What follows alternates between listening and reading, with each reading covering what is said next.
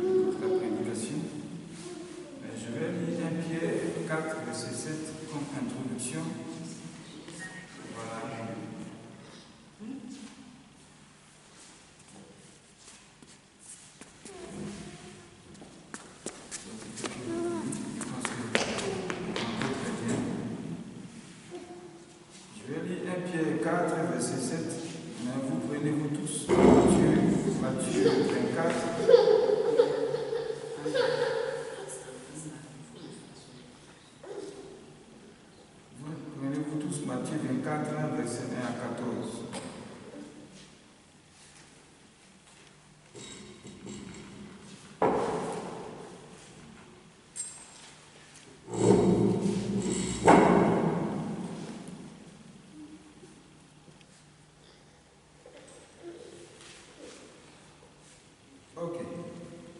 1 Pierre chapitre 4, verset 7. Il dit: la fin de toutes choses est proche, soyez donc sages et sobres afin de vous livrer à la prière. Amen. Amen. Le dimanche passé, on a parlé d'un thème. Qui se souvient?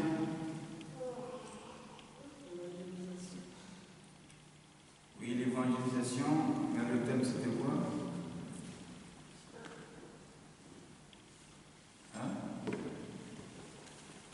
Tu as oublié? C'était quoi le thème? Oui? C'est ce qu'elle vient de dire. Amen. Dimanche passé, on a parlé de la fin des temps. Amen. Voilà. On a parlé de la fin des temps, du coronavirus, voilà, du confinement, et puis quoi encore?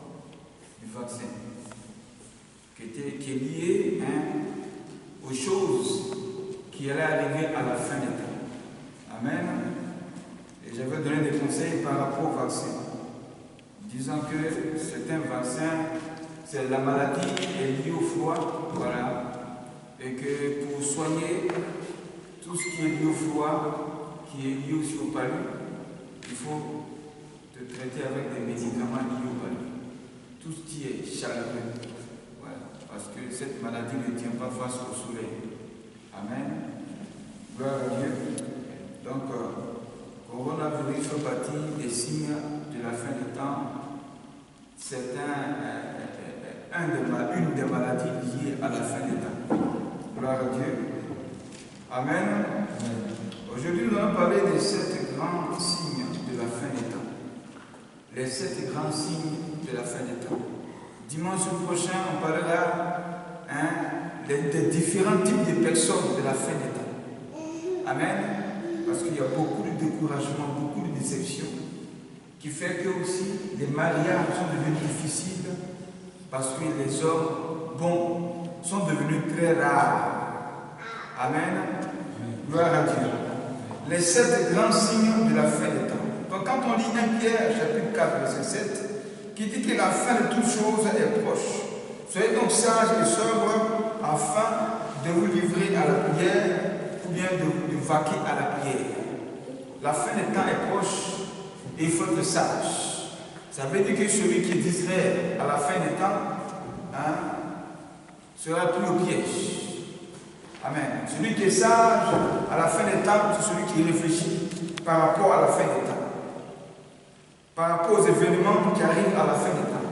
Comme je disais, que la fin des temps sera des temps très effrayants, des temps dangereux, des temps où la mort va se faire vivre sur tout le monde, pratiquement tout le monde, où des choses bizarres, surnaturelles que tu n'as jamais vues vont arriver. Toutes ces choses doivent effrayer l'être humain sur la terre, et puis à s'asseoir dans son petit coin, et puis rentrer en lui-même, et puis réfléchir. C'est ça, être sage à la fin des temps. Mais l'insensé, lui, ne sera pas sage à la fin des temps. Lui, il s'en fout. Lui, pour lui, tout ce qui se passe là, c'est comme jeu vidéo. C'est amusement. Amen. C'est les jeux qui vont passer. Bon, ça fait rien. Amen. Dieu au contrôle. Amen. Pendant que lui me dit que Dieu au contrôle et que ça fait rien, lui-même, il est dans des choses qui agréent au diable. Et que ce sont ces choses-là que le diable se saisit pour aller contre la vie de l'homme à la fin des temps. Amen. Ça, c'est l'insensé. Il n'est pas conscient du danger même qu'on dit qui arrive. Il n'est pas conscient de ça. Il ne voit pas le mal qui peut lui arriver dans le danger qu'on annonce par rapport à la fin des temps. Tout ce qui se passe pour lui, non, c'est amusement, c'est rien, ça va passer. Pour lui, c'est naturel. Amen. Comme les hommes politiques aujourd'hui voient tout ce qui se passe comme des choses naturelles. Voilà. On parle de comment ils appellent ça? Changement de climat. Ils voient ça comme des choses naturelles qui se passent. Mais ce n'est pas naturel, c'est spirituel. Gloire à Dieu. Voilà. Donc il faut être sage, comme il déclare. Voilà. Être sobre. Celui qui est sobre, c'est celui qui rentre dans un temps sombre. Sobre veut dire tranquille. Tranquille veut dire être paisible. Il fait attention à la fin des temps. Quand il sort, il fait attention. Pour tout ce qu'il va faire, il demande à Dieu. Donc, qu'est-ce qui se passe? Cette personne est en train de se protéger. Donc, la fin des temps aussi, il doit être un temps où toi, ta vie doit être protégée. C'est ça la sobriété. Une personne qui est sobre, elle est humble. Voilà, elle n'est pas orgueilleuse. Donc, elle est prudente. La fin des temps, c'est un temps de prudence. Un temps de prudence. Pourquoi? Parce qu'il y a danger. Amen. On ne fait rien par hasard. Ne sort pas par hasard. Ne bouge pas par hasard. Ne va même pas par hasard. Parce que des choses peuvent arriver d'un moment à un autre. Comme l'enlèvement, a dit Jésus, qui viendra comme un voleur. Parce que quand le voleur arrive, il ne te prévient pas que je viens te voler. Il ne dit pas que je viens te visiter. Mais tu es là dans la nuit, comme ça, tu dors à 1 heure, 2 heures, 3 heures. Et puis voilà, tout à coup, brusquement, soudain, le voleur arrive et puis il te pille tout et puis il s'en va. C'est comme ça Jésus viendra. Et c'est comme ça les événements, les signes de la fin des temps vont arriver brusquement. Amen. Brusquement vont arriver de façon inattendue. Ça veut dire que tu as besoin de faire attention et de mener une sécurité spirituelle par rapport à ta vie. Ce n'est pas la sécurité naturelle qu'il faut à la fin des temps. Parce qu'il y a des choses qui vont se passer, ce sera des choses spirituelles. Donc si les choses se passent de façon spirituelle, ça veut dire que toi aussi tu as besoin d'être spirituel, enfin d'être gardé par rapport à la fin des temps. Amen. La fin des temps, à la fin, Dieu dit il faut vaquer la prière. La fin des temps sont les temps de prière. Amen. Non pas des temps de chaud, des temps pour aller se balader, se promener, des temps pour aller chauffer, aller en boîte de nuit. Ce n'est pas des temps où on doit boire puis aller être ivre dans la nuit avec se promener. Ce n'est pas des temps où on doit penser aux choses chic et belles. Non, c'est un temps aussi de prière. Donc quand Dieu parle de prière, c'est d'aller lui parler. Amen. Donc c'est un temps où l'homme doit parler beaucoup à Dieu que de se promener pour dire n'importe quoi. C'est un temps où l'homme doit se consacrer à la fin des temps. C'est un temps où l'homme doit chercher Dieu à la fin des temps. La fin des temps, ce sont des temps spirituels. Et le centre de la spiritualité, ou bien la source de la spiritualité, c'est Jésus que Dieu a envoyé en se faisant chair. Donc c'est un temps où l'homme doit se convertir, où ta vie doit être spirituelle et non pas naturelle. Car celui qui n'aime pas Dieu ne peut pas le prier. Celui qui n'aime pas quelqu'un ne peut pas le causer avec lui. Donc pour prier, il faut aimer Dieu. Amen. Pour lui parler, il faut l'aimer. Et la prière, ce n'est pas 10 minutes, ce n'est pas 3 minutes, ce n'est pas 5 minutes. Parce que quand on se livre à nos plaisirs habituels, ce n'est pas 5 minutes on fait dedans. Non, il y en a qui font 1 heure, 2 heures, 3 heures de plaisir. Ils vont au stade, ici à Milan, pour aller regarder un match. Le match qui va commencer certainement à 18h, 19h. Ils sont là-bas depuis 15 heures, jusqu'à ce qu'ils finissent à minuit et puis ils viennent à la maison. Tout ce temps-là, si on lui disait, mets tout ce temps en prière, il va dire non, c'est trop, vous exagérez trop. C'est quel Dieu en plus comme ça? Amen. Voilà, c'est un temps de prière, la fin des temps. La prière, c'est prendre de l'air. Et quand tu prends de l'air, ça veut dire que tu as besoin d'une bonne respiration. De la même manière que les gens travaillent et qu'ils sont agacés, fatigués par le travail, ils prennent des congés, ils vont très loin des voyages, ils vont à la plage, ils vont se distraire, ils veulent changer d'air. Et quand on change d'air dans une maison, c'est bon à vivre, ça fait bien respirer. De la même manière, la prière te permet de prendre de l'air spirituel avec Dieu. Parce que le monde est étouffé, le monde est rempli de problèmes. Et la fin des temps sera des temps de difficultés, des temps de problèmes multipliés. Comprends que quand les problèmes sont multipliés, ça fait étouffer. Mais si tu ne pries pas, comprends que tu vas mourir. Tu peux mourir vite à la fin des temps si tu n'es pas un homme de prière, une femme de prière. Donc la prière va te permettre de maîtriser la situation des temps de la fin. La prière va te permettre de garder la foi en Dieu par rapport aux difficultés des temps de la fin. Donc garde à celui qui n'a pas mis de prière à la fin des temps, parce que ces choses risquent d'aller faire, de mener beaucoup au suicide. Amen. La prière est le moteur de la fin des temps. Gloire à Dieu.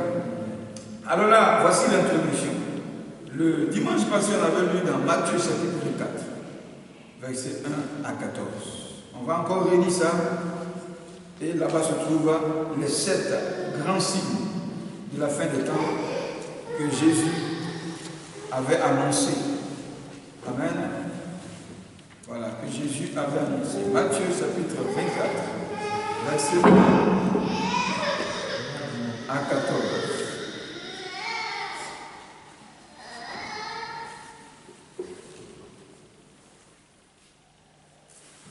Matthieu 24, verset 1 à 14. Il dit, Jésus sortit du temple, et comme il s'en allait, ses disciples s'approchèrent pour lui en faire remarquer les constructions. Mais il leur dit, vous voyez tout cela, je vous le dis en vérité, il ne restera pas ici pierre sur pierre, tout sera détruit. Amen, tout sera détruit. Il s'assit sur le mont des Oliviers. Les disciples vinrent en privé lui poser cette question. Dis-nous, quand cela arrivera-t-il et quel sera le signe de ton retour et de la fin du monde? Jésus leur répondit, faites bien attention que personne ne vous égare ou bien que personne ne vous séduise. En effet, beaucoup viendront sous mon nom et diront, c'est moi qui suis le Messie. Et ils tromperont beaucoup de gens. Vous entendrez parler de guerre et de menaces de guerre. Ne vous laissez pas effrayer, car il faut que toutes ces choses arrivent. Cependant, ce ne sera pas encore la fin. Une nation se dressera contre une nation et un royaume contre un royaume. Il y aura en divers lieux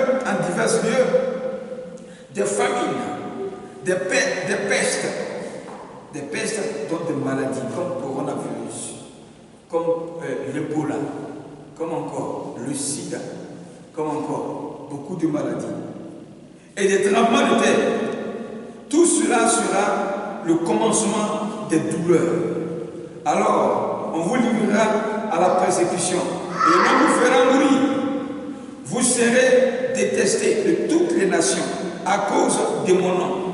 Beaucoup trébucheront, beaucoup tomberont, beaucoup ont peur de la foi.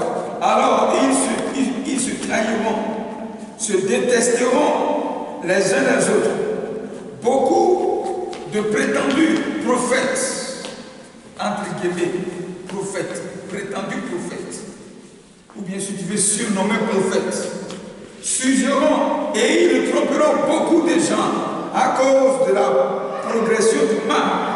L'amour du plus grand nombre des chrétiens se refroidira, mais celui qui persévérera jusqu'à la fin sera sauvé. Cette bonne nouvelle du royaume sera prêchée dans le monde entier pour servir de témoignage à toutes les nations. Alors viendra la fin. Amen. Gloire à Dieu. Voici la prophétie de Jésus. Amen. Ça, c'est depuis des milliers d'années. Nous sommes en 2021. Donc, 2021, Jésus a déjà parlé de tout ça. Pour dire que la Bible, elle est vraiment le miroir du monde. La Bible est vraiment la pensée de Dieu.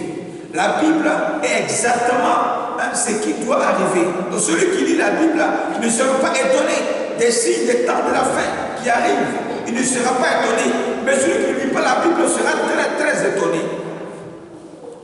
Gloire à Dieu. Alors, le premier signe de la fin des temps, c'est dans le verset 4 à 5 de Matthieu 24. Ça parle de la séduction corporelle, la séduction avec le statut, la séduction avec la parole. Amen. Et tout ça, ce sont des signes du diable qu'on va citer ici. Comment le diable se manifeste, ou bien comment il va se manifester à la fin des temps. La séduction. La séduction, c'est quoi? C'est céder ses actions. Celui qui cède toujours ce qu'il possède, à la fin, qu'est-ce qu'il va lui rester? Hein? Vous suivez ici? Celui qui cède toujours ce qu'il possède, il donne toujours ce qu'il a, à la fin, qu'est-ce qui va lui rester? Finalement, rien. Donc celui qui séduit est en train de perdre ses actions. Celui qui séduit est en train de perdre sa richesse. Celui qui séduit est en train de perdre le potentiel que Dieu a mis en lui. Celui qui séduit est en train de perdre la grâce de Dieu qui est en lui. Donc la séduction n'arrange pas celui qui la pratique. Amen. Celui qui séduit est en train de se faner. Celui qui séduit est en train de se profaner. Celui qui séduit est en train de se réduire à l'image d'un grain de riz. Et que tu deviens une personne insignifiante. Celui qui séduit est en train de se faire mépriser. Celui qui séduit est en train de se faire ridiculiser. Donc quand tu séduis, tu es en train de perdre tout ce que Dieu t'a donné. Tu donnes, tu donnes, tu donnes. À la fin, tu n'as rien. Amen. Et quand on s'ennuie, quand on séduit, on ne montre pas ce qui est vrai. On montre toujours ce qui est beau. Ce qui est beau, c'est ce qui a de la valeur. Et ce qui a valeur, c'est ce qui a de la gloire. Donc quand tu séduis, tu donnes ta gloire. À la fin, tu perds la gloire et tu n'as plus rien. Quand tu n'as plus rien, qu'est-ce qui se passe? Tu ne veux plus séduire. Pourquoi? Parce que les gens ne vont plus te regarder. Qu'est-ce qui va se passer? À la fin, tu lui donnes de te cacher. Pourquoi? Parce que tu n'es plus belle à voir, tu n'es plus beau à voir, tu te caches. Pourquoi? Parce que tu n'as plus rien à donner, à présenter. Pourquoi? Parce que tu as tout perdu. Celui qui séduit est en train de se faire voler par le diable. Est-ce que tu comprends ça? Celui qui séduit est en train de se faire voler par le diable. Voici pourquoi la séduction n'est pas une bonne chose. Elle n'est pas une bonne chose. Elle vient du diable, mais elle ne vient pas de Dieu. Et c'est ce que le diable va faire à la fin des temps. Donc dans Matthieu 24, verset 4 à 5, voilà, il dit, Jésus leur répondit, faites bien attention que personne ne vous égare, mais que personne ne vous séduise. Faites attention. Ça veut dire que celui qui ne fera pas attention à la fin des temps, il va tomber dans des pièges. Et le piège, spirituellement, ça s'appelle un coup d'État. Quand on fait un coup d'État, c'est de renverser l'autorité d'une personne. Le chef de l'État, on le renverse. Comme ça s'est passé en Guinée, on lui a fait un coup d'État. Mais tu as vu sur Alpha Condé, avec ses militaires. Il était dans un petit chemise, ouvert ici, on voit presque tout son corps. Quand on a attrapé sur le Laurent tu as vu, les gens l'ont presque déshabillé. Et quand on l'a démonté, ils ont enlevé la gloire sur lui. On l'a dépouillé. Amen. On l'a dépouillé. Donc, c'est un coup d'État. Donc, quand on fait un coup d'État, on t'enlève tout. On te dépouille, on t'arrache tout. Tu as tout perdu, tu perds tout à la fois. Donc, voilà ce que fait le coup d'État. Ou bien si tu veux, la séduction. Comme Jésus dit, que personne ne vous séduise à la fin des temps. Ça veut dire que la fin des temps sera beaucoup agitée. Le premier esprit que Satan voit à la fin des temps, c'est l'esprit de la séduction. Dans la séduction, il y a le mensonge.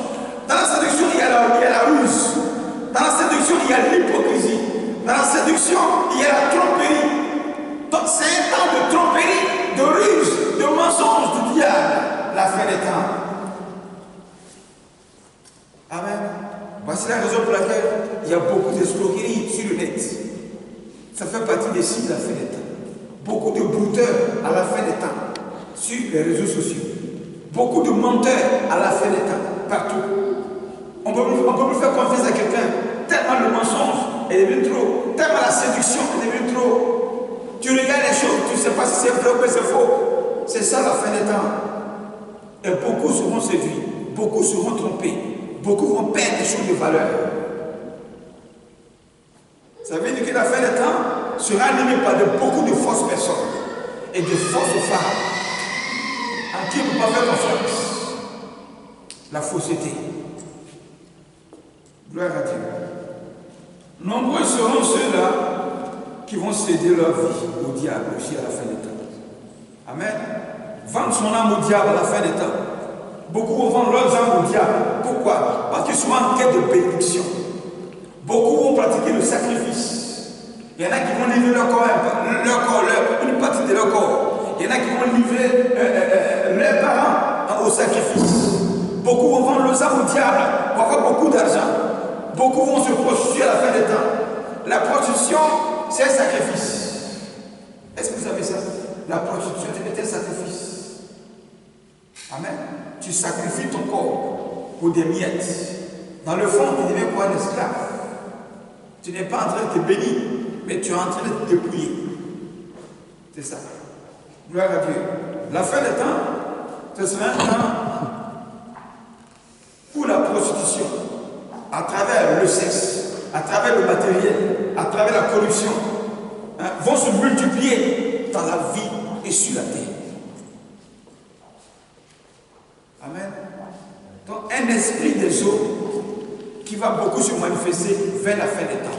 L'esprit du serpent qui séduit va beaucoup se manifester à la fin des temps. Beaucoup de possessions démoniaques, des gens qui seront beaucoup possédés par l'esprit du serpent et de la ruse et de l'esprit des eaux. Tout ça, ça va créer quoi? La destruction des vies maritales. Ça veut dire que le mariage même sera difficile à la fin des temps. Pourquoi? À cause de l'esprit de la séduction.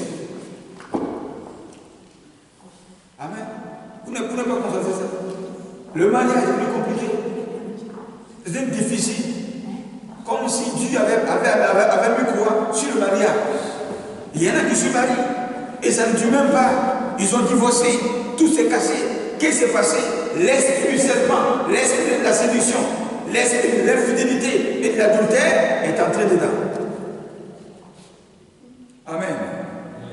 Séduction aussi, dans la séduction ministérielle. Beaucoup de faux prophètes vont prêcher. Et dans cet esprit de la prédication de leur ministère, c'est la séduction. Où beaucoup seront séduits parce qu'ils vont aimer ce qu'ils prêchent, qui sont faux. Et beaucoup seront attirés. Séduction ministérielle. Il y aura aussi la séduction dans la corruption. Beaucoup seront corrompus. Amen. Beaucoup seront corrompus. Et tout ça, ce sont des péchés. Ce sont des péchés que le diable va mettre en place. Comment faire pour qu'un maximum d'âmes entre en enfer? C'est ça le plan du diable. Amen. La corruption. Deuxième signe. On va avancer. Dans Matthieu chapitre 24, verset 6 à 7. Qu'est-ce qui arrive ici dans ce deuxième signe? Il parle des faux politiciens. Des faux politiciens et des militaires corrompus. Ça aussi, c'est pour détruire les nations. Dans Matthieu 24, verset 6 à 7. Il dit, vous entendrez parler de guerre et de menaces de guerre. Ne vous laissez pas effrayer, car il faut que toutes ces choses arrivent. Cependant, ce ne sera pas encore la fin. Amen. Verset 7. Une nation se dressera contre une nation et un royaume contre un royaume. Et il y aura en divers lieux des famines, des pestes, des tremblements de terre. Gloire à Dieu. Donc c'est un temps de faux politiciens, que j'appelle les politiciens hypocrites, qui aiment les richesses des nations, mais qui n'aiment pas la population. Et pour atteindre ce but de la richesse des nations, qu'est-ce qu'il faut faire? Il faut attaquer la Constitution. Voilà. Il faut faire un coup d'État contre la nation à travers la Constitution pour s'éterniser au pouvoir afin de pouvoir encore multiplier sa richesse. Et puisque lui-même a fait un coup d'État contre la Constitution, il y aura maintenant un coup d'État à l'état physique contre sa personne. Donc, pour ne pas arriver à ce coup d'État, il faut que lui aussi il monte une armée. Donc, il va créer une rébellion. Une rébellion qui va faire un coup d'État. S'il veut accéder forcément au pouvoir, il fera un coup d'État. Ou bien quand il est assis au pouvoir, il va créer une armée pour terroriser la population, pour détruire tout le monde. En effet, créer des guerres. Et tout ça, c'est le plan du diable. Amen. Ce qui s'est passé en Guinée là, ce n'est pas un coup d'État, c'est une mise de l'ordre. Amen. Voilà, ce n'est pas un coup d'État. La personne qui a fait le coup d'État, c'est le président lui-même. Pourquoi? Parce qu'il a attaqué la Constitution. Il a fait un coup à l'État par rapport à la Constitution. Donc c'est ce que lui a provoqué qui est tombé sur lui. C'est tout. C'est Dieu qui l'a envoyé pour mettre de l'ordre, pour rétablir son trône. Amen. Donc, il y aura des temps comme ça par rapport à ces hommes politiques qui vont aussi corrompre des militaires, comme ça se passe en Côte d'Ivoire. Ça tarde. Pourquoi? Parce qu'au moins à 70%, ils sont corrompus. On les a payés pour mener une fausse garde, pour faire un faux travail, pour les intérêts de l'homme qui est assis là et aussi de leurs intérêts. Donc, ils sont là, ils mangent ensemble. Ce n'est plus le pays qui est gouverné, mais c'est eux qui sont gouvernés. Amen. Ils sont plus là maintenant pour faire du bien à la population, mais ils sont là pour se faire du bien. Et tout ça là, c'est l'esprit du diable pour faire souffrir la population, pour tenir le peuple en esclavage. Comment faire souffrir la population pour qu'à travers la souffrance là, il y en a qui vont se prostituer. À travers la souffrance du peuple là, il y en a qui vont vendre leur sang au diable. À travers la souffrance du peuple là, il y en a qui vont abandonner le Seigneur. Tout ça, c'est une stratégie satanique. Ce qui s'est passé en Côte d'Ivoire à cause de la guerre, la famine. Mais il y a eu beaucoup de prostituées en Côte d'Ivoire. On les appelle les busy. C'est pas ça? Hein? Busy. Mais est-ce qu'avant il y avait busy? Mais maintenant il y a busy à cause de quoi? La guerre qui a créé tout ça. Beaucoup de brouteurs sont nés en Côte d'Ivoire. Mais est-ce qu'avant ils étaient beaucoup comme ça? Non. Beaucoup de faux prophètes, de faux pasteurs sont obligés de mentir à la prédication, faire beaucoup de miracles pour attirer les gens pour dire beaucoup d'argent. Qu'est-ce qui a c'est le plan du diable. Ce sont des choses qui vont arriver à la fin des temps. Mais pas parce que ça vient qu'il faut tomber dedans. Jésus a dit à la fin, celui qui persévérera, à celui qui persévérera contre toutes ces choses, c'est celui-là qui sera récompensé. Tout cela sont des tentations qui vont arriver à la fin des temps. Mais tu ne peux pas obliger de tomber dedans. Pas parce que c'est dur qu'il faut mettre son nom au diable. Pas parce que c'est dur, il faut prêcher un faux message. Pas parce que c'est dur, il faut se prostituer. Pas parce que c'est dur, il faut mettre son nom au diable. Non, non, pas parce que c'est dur qu'il faut être un faux. Amen. À cause de l'amour des richesses et des faux hommes politiques, amen, certains voudront se détruire. Non, tu n'as pas à te détruire. Parce que ceux qui sont au pouvoir, la plupart, ce sont des francs-maçons, des Illuminati, des gens eux-mêmes qui ont vendu leurs âmes au diable, qui se sont sacrifiés spirituellement avec la franc-maçonnerie, avec les Illuminati, la rose de bois, et ils sont assis au pouvoir. Déjà, un chef lui-même qui a vendu son âme au diable, ce n'est pas le peuple qui est en dessous de lui qui ne va pas sacrifier. Non, il va vous sacrifier aussi. Amen.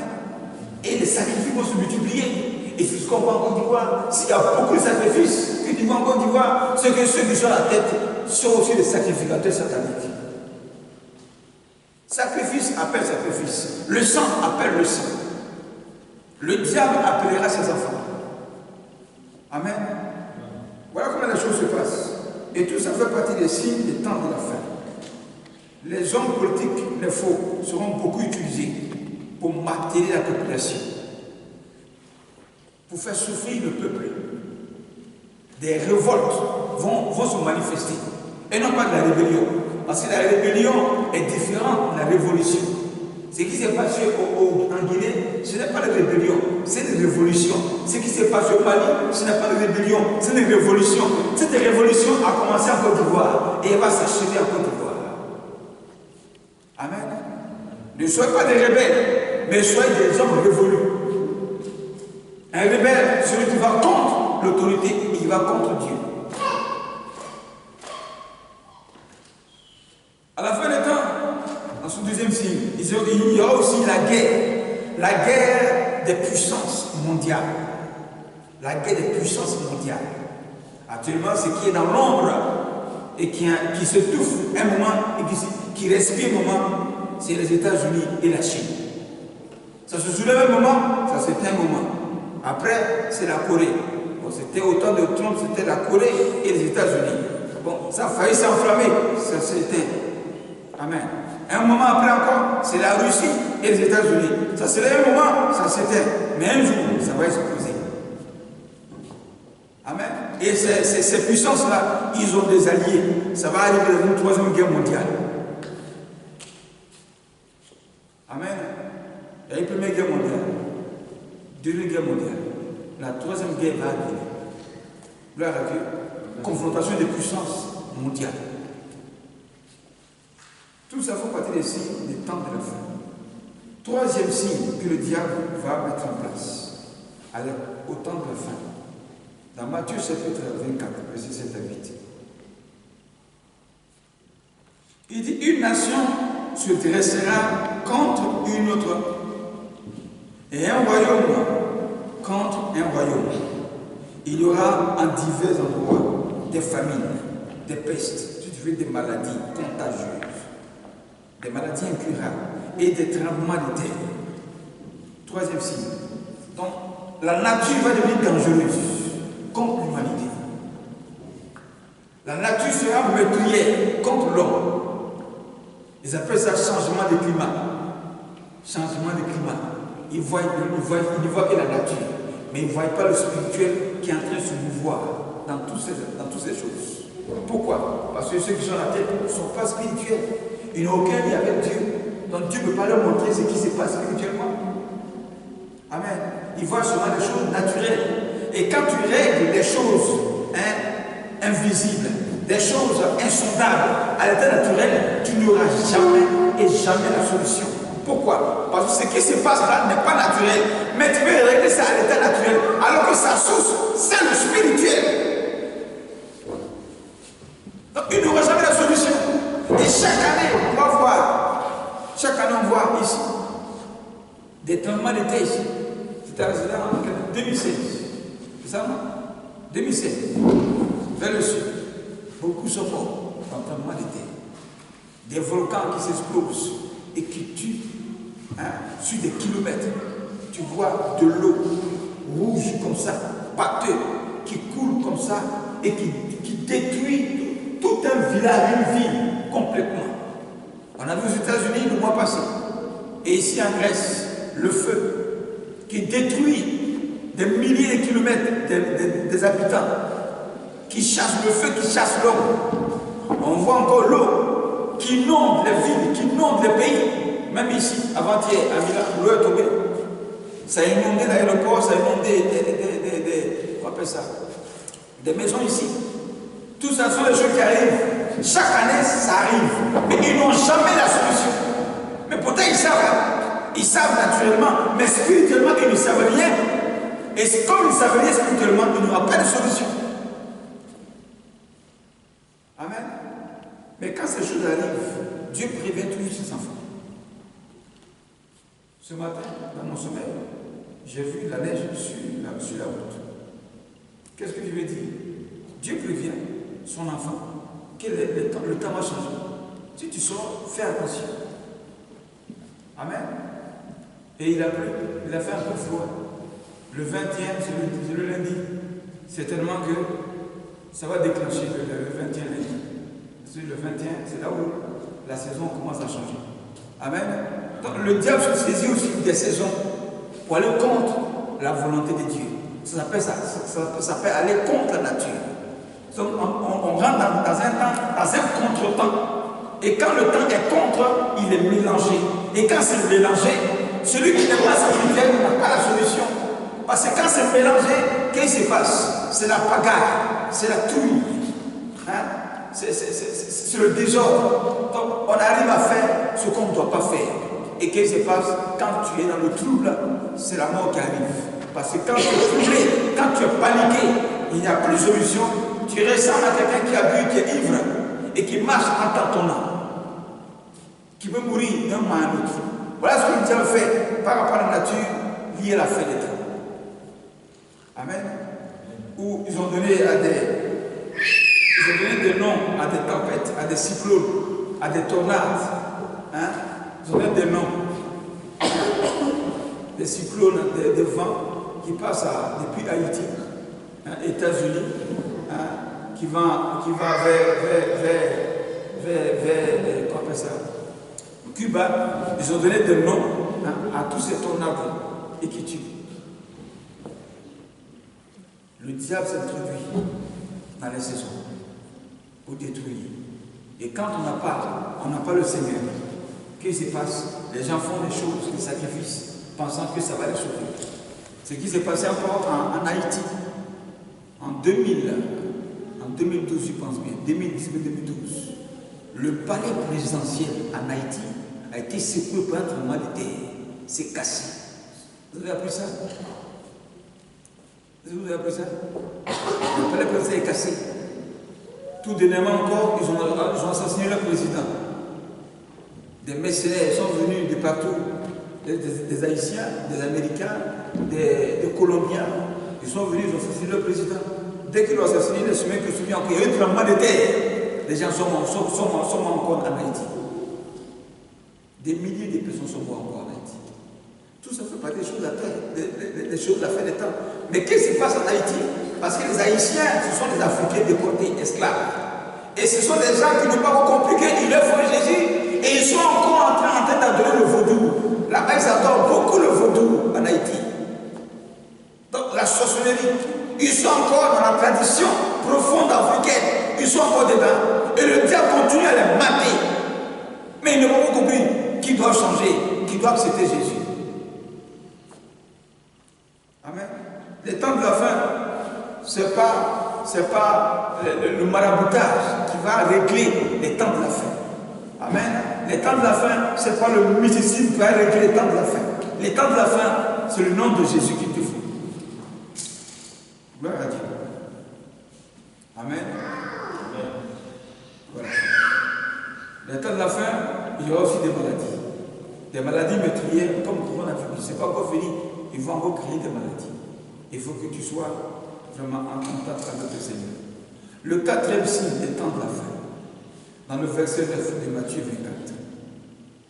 Il dit alors, on vous livrera à la persécution et l'on vous fera mourir. Vous serez détestés de toutes les nations à cause de mon nom. Là, ici, ça concerne les chrétiens. Ça concerne l'Église.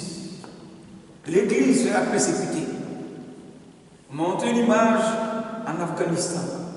Des chrétiens attachés dans des sachets parce qu'ils ont accepté Jésus. Un pays très musulman. On les a attachés dans des sachets nus. Et ils sont en train d'être étouffés dans des sachets pour mourir. Pourquoi? Parce qu'ils ont accepté Jésus. En Irak, on a vu des gens qui ont accepté Jésus, on les a pendus. Amen. Même ici, moi, j'ai cherché prêcher dans la rue pour évangéliser. La police m'a arrêté pour dire que ouais, c'est pas normal. Et celui qui agresse, qui tue dans la rue, là, il a le plein droit de faire ça. Mais celui qui prêche l'évangile pour sauver une âme, lui fait du mal. Amen. Tout ça fait partie des choses des temps de la fin. Pour dire qu'en tant que chrétien que tu es, en tant que chrétien que tu es, ta foi sera secouée. Ce sera un temps d'épreuve pour les justes. Un temps d'épreuve pour les justes. Quand on dit juste, ce n'est pas le chrétien. Celui qui est hors de l'église, mais qui vit dans la justice de Dieu, à cause de ce qu'il est juste, Satan va créer des problèmes. Tout ça, pour arriver à quoi? Il faut aboutir à ce que tu tombes dans l'injustice et que tu meurs dans le péché. C'est tout. Amen. Donc les justes seront éprouvés. Ils seront persécutés, les chrétiens seront persécutés. Et quand ça va arriver, ne fuis pas. Ne dis pas que quand je vais maintenant ma vie à Jésus, voici ce qui m'arrive. Donc si c'est comme ça, je fais marche arrière. Non, ne fais pas marche arrière, tu as choisi la bonne part. La persécution de la foi, c'est normal. Pour que ta foi soit bien assise dans le Seigneur, il faut que Dieu te fasse passer par des épreuves. Un chrétien que Dieu ne prouve pas, ta foi sera basse. Elle sera une foi minime, une foi impuissante, une foi dans laquelle tu ne verras pas Dieu agir, une foi dans laquelle tu ne verras pas la puissance de se manifester. Mais quand ta foi est grande, rien ne te fait peur. Aujourd'hui, j'ai parlé avec la pluie. En travaillant, la pluie est tombée, non? Hein? Je travaillais, ça a commencé. Il dit, toi là, reste tranquille. Reste tranquille. Tu me laisses, je vais finir. Quand je vais finir, tu vas tomber. Ça a commencé, après ça s'est arrêté. J'ai commencé à travailler, vers la fin, ça a commencé à venir. Je dis, je t'ai dit, tu attends. Quand je vais finir, tu vas tomber. Quelques minutes après, ça s'est arrêté. Est-ce que la pluie a duré? Est-ce que ça a duré? Non. Ça n'a pas duré. La fin des temps, ta bouche, comme j'ai dit dimanche passé, ta bouche, Dieu a mis de l'onction, de l'autorité dans ta bouche, sa parole. Ta parole contre la fin des temps peut arrêter les choses de la fin des temps qui viendront contre ta vie. Parce que ces choses ne sont pas naturelles. Voilà, c'est pas naturel, c'est surnaturel. Ça vient contre ta vie, donc c'est dans le contre-temps. Donc en effet, c'est un combat qui est mené contre l'homme la fin des temps. Le diable va combattre l'homme à la fin des temps. C'est un temps de combat spirituel. Donc c'est la parole contre parole, puissance contre puissance, déclaration contre déclaration, action contre action. C'est ça la fin des temps. La fin des temps sera des temps mouvementés. Gare à celui qui est flegmatique à la fin des temps. Gare à celui qui est ferme à la fin des temps. Il sera mangé comme un lion qui veut lui pouvoir en face. Et puis bondit, et puis la mange crue. C'est comme ça la fin des temps. Amen. C'est comme ça la fin des temps. La fin des temps ressemble à un lion qui est en face de toi et qui dit, je vais te manger. Je vais te manger, je vais te tuer. Et si tu acceptes, tu trembles comme ça, comme ça devant Goliath, il te mangera. Mais si tu es dur comme David et que tu lances parole contre parole, tu finiras par tuer ce Goliath à lion qui est la fin des temps. Amen. La fin des temps sera beaucoup éprouvée. Des justes seront accusés. Gabo, ce n'est pas un pasteur, c'est un simple chrétien. Lui, il dit qu'il a gagné l'élection. L'autre dit si j'ai gagné l'élection. L'autre dit c'est toi le faux, tu as perdu, tu n'as pas gagné. Je te prends, je te mets en prison. On l'a mis en prison. Après enquête, après jugement, on a trouvé qu'il est juste. Il est sorti de la prison. Amen. C'est ça le juste. Il a été éprouvé 10 ans, mais à la fin, il est sorti de la prison. Ça va t'arriver, toi le juste, toi le chrétien, mais ne fous pas. Amen. On voit ceux te condamner. Il y a un pasteur au Canada qui a prêché contre l'homosexualité. Ils l'ont attrapé, ils l'ont mis en prison. Amen. Il a prêché contre l'homosexualité. Parce que là-bas, ils ont voté une loi pour ça. Oui, c'est normal. Et puis lui, il vient, il prêche contre ça. Eux, c'est leur loi. Ils ont voté, c'est écrit dans la Constitution. Lui, il vient, il prêche contre ça. C'est-à-dire que lui, il est contre la loi, donc on doit le mettre en prison. Alors, ça veut dire quoi? Ça veut dire que toi, le chrétien de la fin des temps, qui est saint, parce que tu es l'église, tu es juste, ne rentre pas dans la compromission des païens. Où tu vois les païens sont rassemblés, ils sont en train de pratiquer des choses injustes, parce que ce sont tes amis, et que toi, tu es lié à eux. Alors, tu ne vas pas penser à ta vie chrétienne, mais tu vas te joindre à eux pour commettre l'injustice. Non, si tu tombes dans la même injustice que les injustes, tu seras rendu coupable lorsque Dieu se lèvera pour frapper à la fin des temps. À la fin des temps, il y aura des surprises, il y aura un enlèvement, il y aura des mots bizarres, mais les justes seront sauvés. Ça veut dire que tu n'as pas à te compromettre dans l'injustice des injustes. Demeure juste, demeure franche, demeure véridique. Gloire à Dieu. La fin des temps, des vrais prophètes seront affrontés aux faux prophètes. Les vrais prophètes, les vrais pasteurs seront mis en prison. Et sera un combat entre le mensonge et la vérité. Amen. C'est ça la fin des temps. Un combat entre les vrais chrétiens et les faux chrétiens. C'est ça la fin des temps. La fin des temps, on va beaucoup t'haïr parce que tu as accepté Jésus. Beaucoup ne vont pas t'aimer. Amen. Et ne sois pas étonné que les gens ne m'aiment pas parce que tu as accepté Jésus. On ne doit pas servir Jésus pour faire plaisir à quelqu'un. On doit servir Jésus pour plaire à Dieu. Parce que tu reconnais que Dieu est ton Père, il est ton Créateur.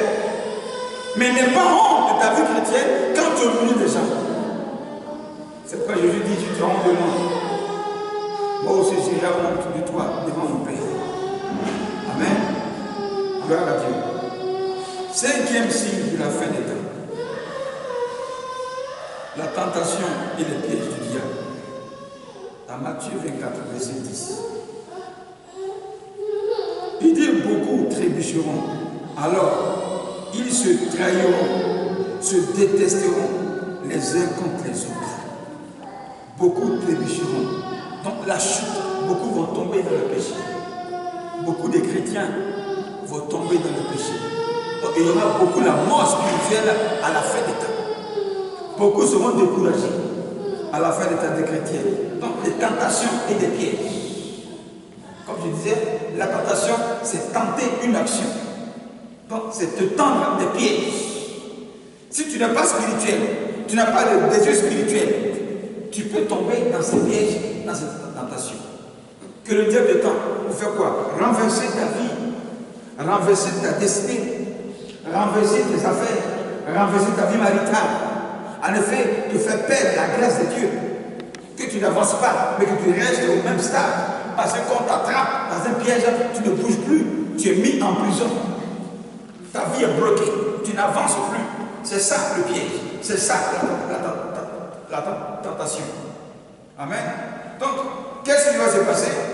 La multiplication des tentations très séduisantes. Ou quand tu regardes la chose, tu dis non, ça c'est Dieu. Tellement c'est beau, tellement c'est joli. Dieu est dedans. Donc ça vient de Dieu. Alors que dans le fond, Dieu n'est même pas dedans. Amen. Dans le fond, Dieu n'est même pas dedans. Tu vois la personne qui dit, ah ça elle est bien, tellement elle est gentille. La gentillesse n'a rien à voir avec la bonté de Dieu. Quelqu'un peut être gentil pour te piéger, c'est tout. Mais est-ce que son cœur est bon? C'est la différence. Parce que Satan, ça fait toujours un homme de lumière, donc un homme gentil. Il vient, mais dans le fond, son cœur, c'est le mensonge. Son cœur est quoi? Il n'y a pas envie de bonté, mais il se présente comme quelqu'un qui est bien. Il est gentil, il est sympa. Il te fait des cadeaux alors qu'il est en train de t'attirer dans un piège. Et quand tu tombes dedans maintenant, il enlève le masque de la gentillesse. Et tu vois maintenant son vrai visage. Il dit, ah, tu m'as trompé. Oui, il t'a séduit. Tu es tombé dans le piège. Et ces temps-là seront, ces ombres-là seront beaucoup, les temps de la fin. Amen. La tentation. Gloire à Dieu. Romains 8, verset 5 à 8, il faut noter ça. Romains 8, verset 5 à 8.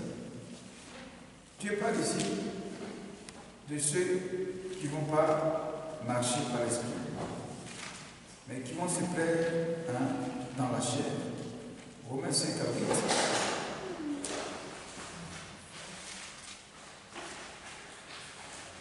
On va laisser au passage.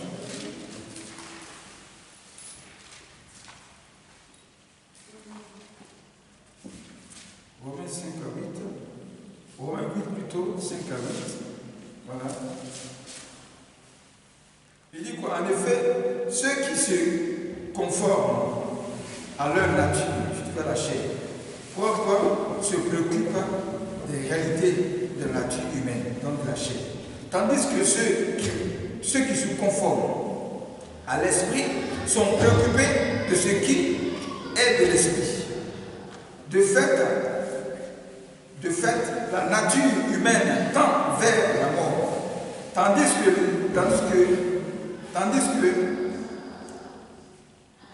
l'esprit tend vers la vie et la paix. En effet, la nature humaine tend à la révolte contre Dieu, parce qu'elle ne se soumet pas à la loi de Dieu, qu'elle n'est même pas capable. Or, ceux qui sont animés par leur nature, par la chair propre, ne peuvent pas plaire à Dieu. Voilà ce que fait la chair. Amen. Donc, nous ne sommes pas dans un temps où l'homme doit beaucoup se préoccuper de sa chair, de sa beauté, mais surtout des choses spirituelles. Prends soin un peu de ta chair et beaucoup de ta vie spirituelle. Amen. Les chrétiens charnels à la fin des temps et des hommes charnels liés au plaisir seront traités de façon dure. Vous connaissez beaucoup de souffrances et de lacunes. Amen.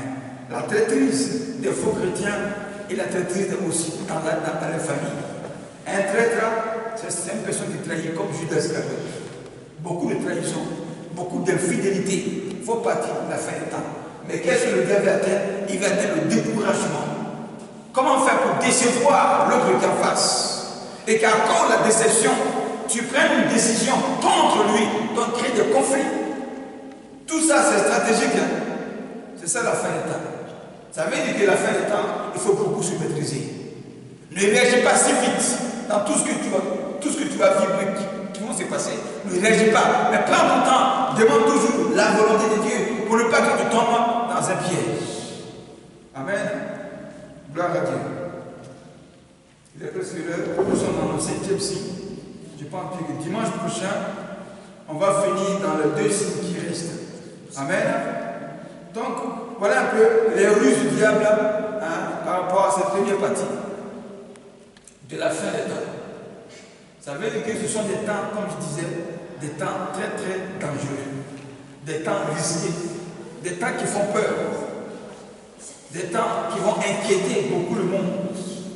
Mais la plupart qui sont hors de l'église, mais qui ne lisent pas la Bible, ne sont pas informés. C'est pourquoi je vous encourage à lire la Bible et les choses vont arriver à la fin des temps. Parce que quand tu sais ce qui va t'arriver, tu sais comment le déjouer. Quand tu fais attention, tu évites le danger. Mais quand tu ne fais pas attention, tu tombes dans le danger. Amen.